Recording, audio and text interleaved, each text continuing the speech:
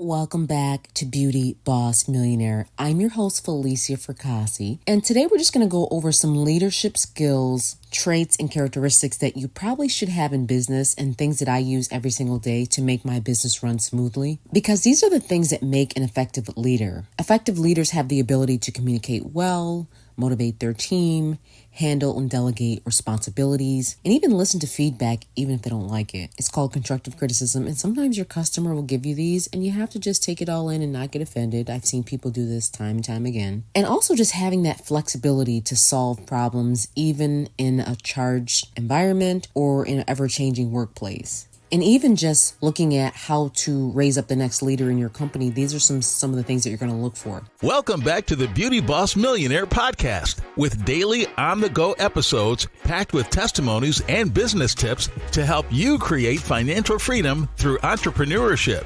Hosted by the owner of Fracassi Lashes and the Blow Dry Lounge, the Beauty Boss Millionaire herself, Felicia Fracassi. So let's quickly just jump into skills that are needed to be a leader in your company and what really works to help you run a business effectively. The first thing is just having really good communication. As a leader, you'll need to be able to clearly communicate and explain what's going on with your employees, to your customers, everything from organizational skills to specific tasks. The next thing is problem solving. I problem solve on a daily basis. Over the weekend, I was driving home on the expressway and there was a problem that broke loose in my store. And I was just sitting there thinking about how am I going to fix the situation? Because I have weird situations where one person does one thing and then the other person does, and something just allowed me to put it together as I was thinking about how to solve this problem. And, you have to kind of learn these non-traditional solutions. These are things that people don't teach you. Sometimes you'll learn them from experience. Sometimes you'll learn them from making mistakes, to be honest. And sometimes you'll just be in a situation like, how do I fix this? And when things don't go well, you have to learn from that too. So problem solving is one of the big things on my list as a leader I feel people should really have before they go into business or learn as you are in the business. Because you can't just leave problems unresolved. For every single problem that is brought to you, there needs to be a solution, even if it's the smallest thing. A new policy is brought out, a new way that you operate has to be clear. The next leadership skill I feel like all entrepreneurs should have, and actually I feel like it comes with the territory, is being creative. As a leader, you're going to have to make a lot of decisions that don't have a clear answer. So you have to be able to think outside the box and just learning to be creative in situations that are handed to you.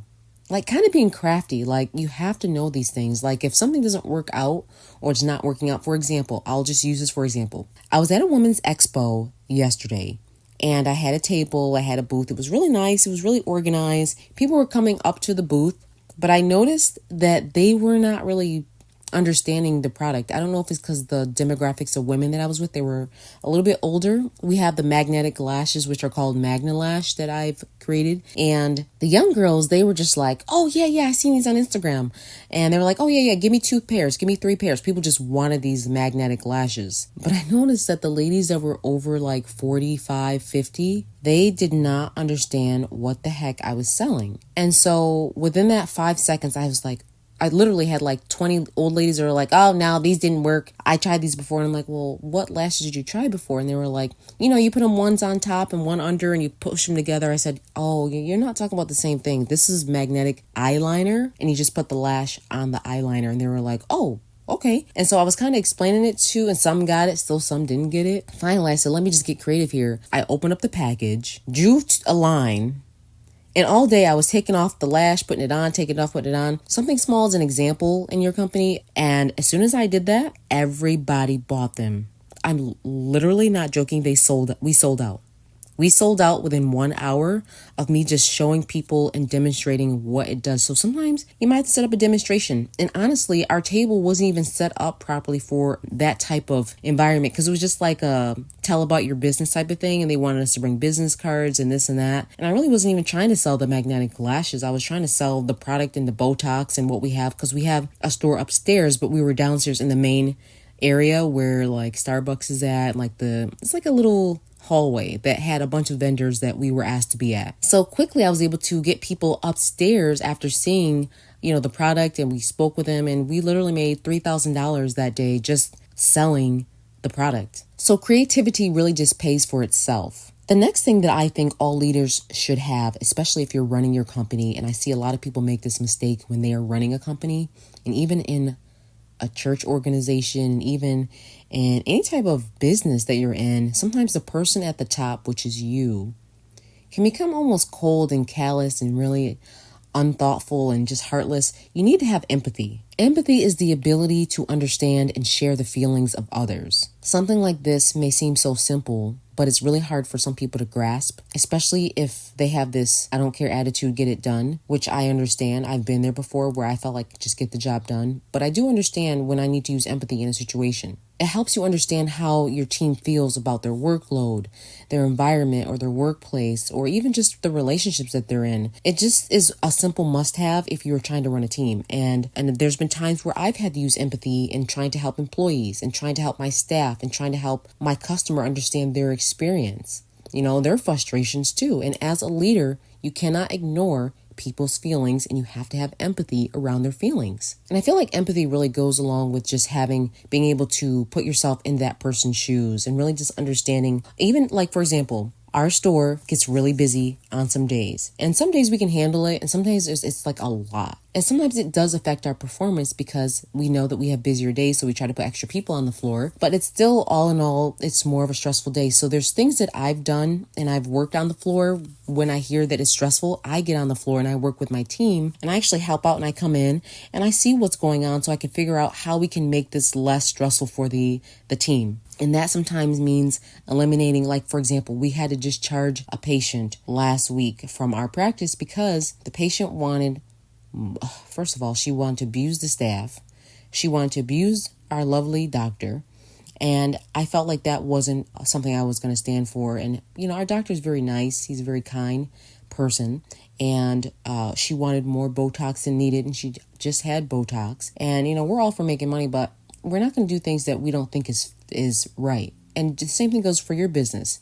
If you feel like someone isn't right for what you're offering or a service, you probably shouldn't be offering these things to them just to make $1, which we don't do. So we had to have empathy, one, for the customer, but we also had to have empathy for our staff because they were all getting abused by this lady. So it's something that leaders must understand, this gift of empathy from all sides. But at the end, you have to do what's best for your team and your company and the customer, because she didn't need any more Botox. And that's just good judgment skills too.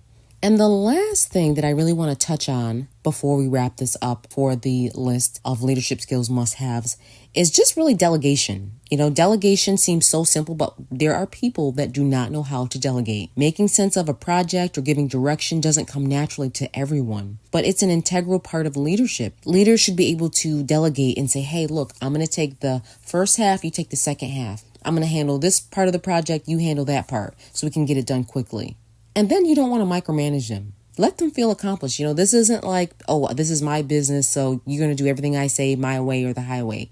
That's not what we're doing here. We're empowering people to be leaders along with us. You don't want to have people that you're babysitting. At first, you can watch them just to make sure they understand the concept if they're not really sure. But after that, you let them go on their own. They have to learn on their own pace. There's so many times to try to teach people how I do things, and they'll eventually learn how to do it, but they might add their own little twist on it, and that's okay. And I've talked about this in earlier chapters, that delegation is simply a transfer of responsibilities from a task from one person to another. The decision to delegate is usually made by you. And sometimes people will want to help out, and you have to let them help out, and you have to just expand your role, because if you're trying to handle everyone else's job in the store or in your operation, you're not going to be successful. You're going to be burnt out and stressed out just because you wanted to do it yourself. And that's not what we're doing here.